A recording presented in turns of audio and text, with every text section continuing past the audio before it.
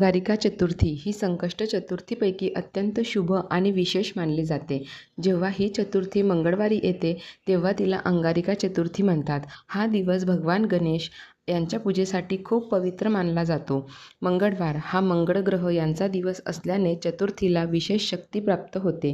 या दिवशी व्रत केल्याने सर्व संकटे दूर होतात असे मानले जाते. इतर संकष्ट चतुर्थीपेक्षा याचे फळ अनेक पटींनी जास्त मिळते.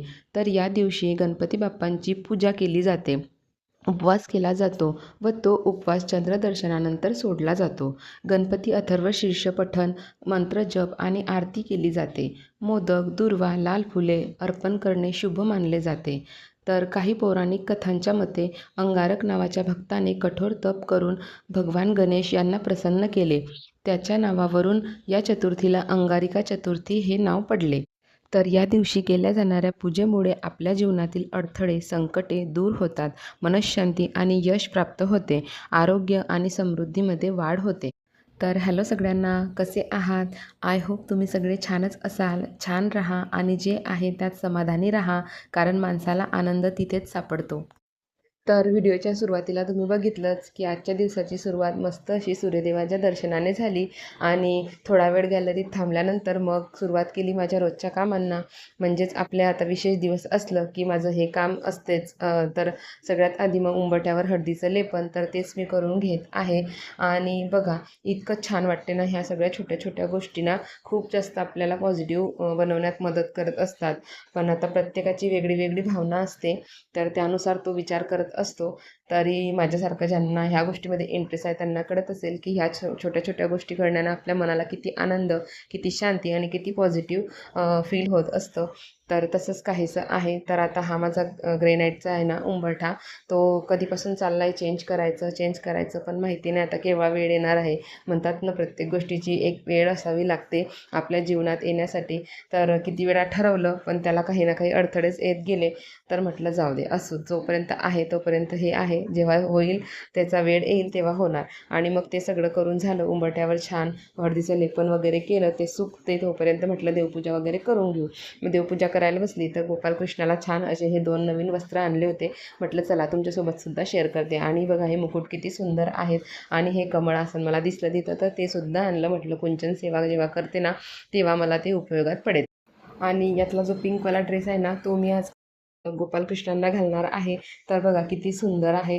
आणखी यातला एखादा घेत होते मी, पण तिथं कलर्स अवेलेबल नव्हते, संपला होता पूर्ण माल. तर बघू आता नेक्स्ट टाईम केव्हा मिळतो, कारण खूप सुंदर मिळाला आहे. खूपच छान दिसतो आहे बघा, मी घालूनसुद्धा दाखवते तुम्हाला.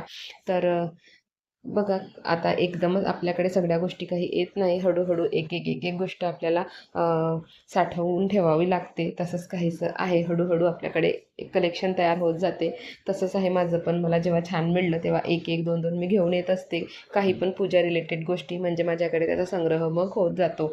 तर बघा, मस्त उंबरठ्याचं लेपन सुकलं होतं. छान सुंदर अशी रांगोळीसुद्धा काढून घेतली. उंबरठ्याची पूजा केली, नमस्कार केला आणि बघा किती छान वाटते आहे. खूप मस्त प्रसन्न फील होत असते बघा अशा गोष्टी केल्याने. आणि इतकं छान दिसते ना नजरेला, की येणारा आधीच त्याच्या मनात काय निगेटिव्ह विचार असेल ते आधीच पडून जातील. इतकं छान उंबरठा दिसतो आपला घराचा. तर ते सगळं झाल्यानंतर आज अंगारिका असल्यामुळे गणपती बाप्पांचा अभिषेकसुद्धा करून घेणार होते मी. तर तीच सुरुवात केली आहे. रोजची पूजा तर आधीच केलेली होती, मग गणपती बाप्पांचा अभिषेक करायला घेतला. मस्त आज दुधाने अभिषेक करणार आहे गणपती बाप्पांचा. मला तर आधीपासूनच देवपूजेची खूप आवड आहे आणि पहिल्यापासूनच मी ह्या सगळ्या गोष्टी करत आलेली आहे. पण आता या यूट्यूबच्या माध्यमातून तुमच्यासोबतसुद्धा ह्या गोष्टी शेअर करता येतो, याच गोष्टीचा आनंद आहे. तर बघा, गणपती बाप्पांचा मस्त असा अभिषेक करून घेतला आणि आता गणपती बाप्पांची पूजासुद्धा करून घेणार आहे. अगदी छोटीशी जरी पूजा आपण आपल्या घरात केली ना, तरी आपल्या घरातलं वातावरण खूप जास्त पॉझिटिव्ह एनर्जीनं भरून जाते आणि इतकं भक्तिमय, मंगलमय वातावरण आपल्या घरात होऊन जातं ना, की काय सांगू. तर मस्त गणपती बाप्पांचा अभिषेक करून झाल्यानंतर गणपती बाप्पांना दुर्वा वाहिल्या, फुलं वाहिले, गणपती बाप्पांची पूजा करून घेतली. आणि आज मंगळवार होता, तर छान धनलक्ष्मी कुंचनसुद्धा भरून घेतला आणि अशी सुंदर सुरेख पूजा माझी कंप्लीट झाली. आणि आपण जर ना पूजा करताना थोडा रंगसंगतीचा विचार करून केला ना तर आपल्या पूजा आणखीच सुंदर आणि छान दिसतात. तर मग तेवढं सगळं झालं करून आणि मग किचनमध्ये आली आणि छोटंसं हे स्पायडर प्लॅन्ट ना खाली सोसायटीमधून घेऊन आली होती, कारण सोसायटीमध्ये खूप जास्त झालेले आहेत हे स्पायडर प्लॅन्ट. तर म्हटलं चला आपला हा किचनचा कॉर्नर थोडा रिकामा रिकामा वाटत आहे, तर तिथं मला हे ठेवता येईल आणि त्याने थोडासा आपला कॉर्नर आणखीच छान दिसेल आणि त्याला छान लूक येईल. तर बघा, सिंपल नुसतं काचाच्या हे जे आमचीच बॉटल रिकामी होती माझी, ती कधीपासून पडली होती, तर म्हटलं तिचा पण उपयोग होणार आणि आपला कॉर्नरसुद्धा छान डेकोरेट होणार. तर अशा छोट्या छोट्या प्लॅन्टने ना बऱ्यापैकी आपल्या कॉर्नर्सला खूप जास्त छान लूक येतो आणि अगदी बजेटमध्ये येतो. तर असं बरंच काहीसं घरासाठी डोक्यात विचार सुरू असतात, पण बऱ्यापैकी ते काही फॉलो होत नाही सध्या तरी, कारण आमच्याकडे आहे लहान दोन्ही पण मुलं, जरा दंगामस्ती करणारे, तर त्यामुळे ना लागायला वगैरे भीती वाटते, पडायला वगैरे. आणि नॉन फर्निश फ्लॅट असल्यामुळे ठेवायलासुद्धा बऱ्यापैकी जागा कमी आहे, अशी पूर्ण रिकामं असल्यामुळे. त्यामुळे ह्या अशा गोष्टी सध्या तरी कमी करता येत आहेत. थोडे मुलं मोठे झाले ना की मग बऱ्यापैकी गोष्टी बदललेल्या असतात, तेव्हा मुलांना पण कळतं आणि त्या गोष्टी छानही राहतात. मग आतापासून त्यात इन्व्हेस्ट केलेलं काही फायद्याचं नाही आहे, कारण की मुलांच्या घरात माहिती आहे किती पण महागडी वस्तू असतो, त्यांना काही नसते त्याचं, त्यांना फक्त त्यांचं खेळणं हेच त्यांच्यासाठी महत्त्वाचं असतं. तर असो. तर ते सगळं झाल्यानंतर ना घरातले दळणं वगैरे संपले होते, तर म्हटलं चला ते सुद्धा करून घेऊयात. आणि यावेळेसचा गव्हाचा कट्टा खूप छान होता, अजिबात त्याच्यात घाण वगैरे काहीच नव्हती, स्वच्छ होते. तर मग नुसते मोजून वगैरे घ्यायचे होते, गाडात वगैरे काही बसण्याची मला गरज नव्हती आणि ज्वारीचं दळणसुद्धा सोबतच द्यायचं होतं. मग ते सगळं मी काढून घेतलं. आणि आपल्या बायकांचं कसं असतं ना, रोजच काहीतरी एक नवीन सकाळ आपल्यासाठी वेगळे वेगळे चॅलेंजेस घेऊन येत असतात. घरातील सगळ्या रेग्युलर कामांच्या व्यतिरिक्त इतर कामं, मुलांचं आणि स्कूल वगैरे असली की ते सुद्धा असतं आणि सगळ्यांचा बॅलन्स राहिला पाहिजे, कुठंच कमी जास्त झाला नाही पाहिजे, नाहीतर सगळं विस्कळीत होतं बघा. तर एका कामाकडे जास्त लक्ष दिलं तर दुसऱ्या कामाकडे जास्त दुर्लक्ष होतं. तर असाच बॅलन्स आपल्याला करावा लागतो. तर त्यानेच आपलं घर छान आणि आपण छान गृहिणीसुद्धा बनतो.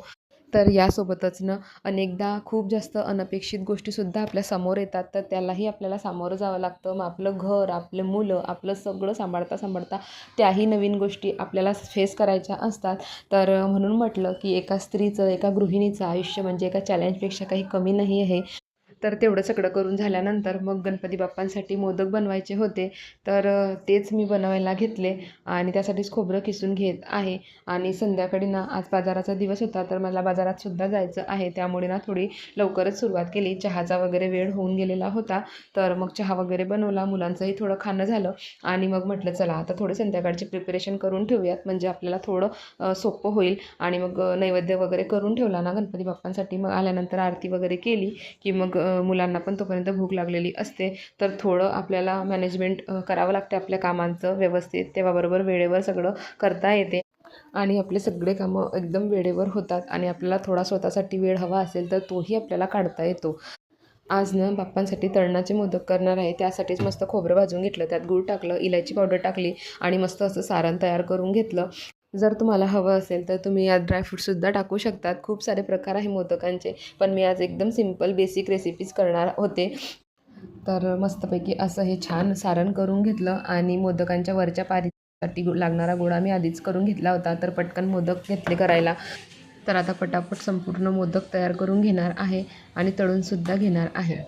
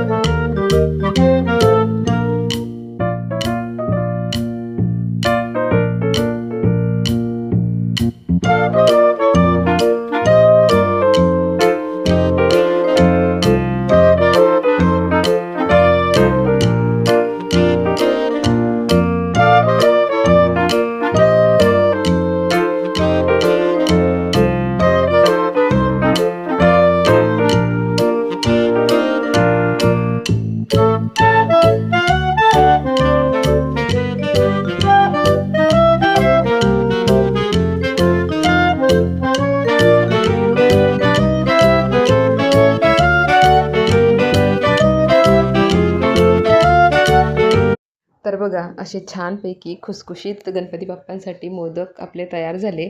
आणि तेवढं सगळं झाल्यानंतर मग थोडी संध्याकाळच्या जेवणाची सुद्धा प्रिपरेशन सुरू केली. तर म्हटलं चला भाकरी वगैरे टाकून घेऊयात. आल्यानंतर मग भाजी वगैरे गरम केली की मुलांना लगेचच जेवायला देता येते, म्हणजे त्यांचीसुद्धा चिडचिड व्हायला नको. तर पटापट मस्त भाकरी करून घेतल्या, नंतर भाजीही करून घेतली. आणि मला बाजारात जायचं होतं, तर मग बाजारात गेले. बाजारातून आले, मग संध्याकाळी दिवा वगैरे लावण्याची वेळ झालेलीच होती. मग संपूर्ण घरामध्ये दिवा लावला, अगरबत्ती लावली, दरवाजामध्ये दिवा लावते मी रोज, तर तिथं लावला. आणि लगेच गणपती बाप्पांची आरती करून घेतली. सगळ्यांना आरती दिली, घरातसुद्धा आरती फिरवली. आणि गणपती बाप्पांना मस्त मोदकांचा नैवेद्य दाखवला. आणि आज ना मी आरती एकटीनेच केली, कारण हे खालीच थांबले होते. कोणीतरी भेटलं यांना तो बोलण्यासाठी, आणि मयंक गेला होता खेळायला. चिरिनय बसलेला होता माझ्याजवळच, पण तो कसला एका जागी थांबतोय. मग आरती मला एकटीलाच करावी लागली आज. आणि बघा इतकं छान प्रसन्न वातावरण घरात झालेलं होतं. ते सगळं झालं आणि मग आम्ही जेवायला घेतलं. तर मस्त असे सगळे सोबत बसून जेवण करतो. कधी किचनमध्ये बसतो, यांना जर टी व्ही बघायचा असेल तर कधी हॉलमध्ये बसतो, आणि उन्हाळ्याचं कधी कधी गॅलरीतसुद्धा बसून जेवण करतो. तर मस्तपैकी आम्ही आमचं जेवण एन्जॉय केलं. आणि एवढं सगळं झालं, आणि छान सिम्पलच आज साधासा मेनू होता. एवढं सगळं करून झालं, आणि मग आपली साफसफाई किचनची असतेच, तीसुद्धा आवरून घेतली. तर आजच्या व्हिडिओमध्ये बस एवढंच. भेटू अशाच एका नवीन व्हिडिओमध्ये. व्हिडिओ आवडला असेल तर लाईक नक्की करा, कमेंटसुद्धा छान छान करत जा, आणि असेच नवनवीन व्हिडिओ बघण्यासाठी चॅनलला सबस्क्राईबसुद्धा करा. तोपर्यंत सगळ्यांना बाय.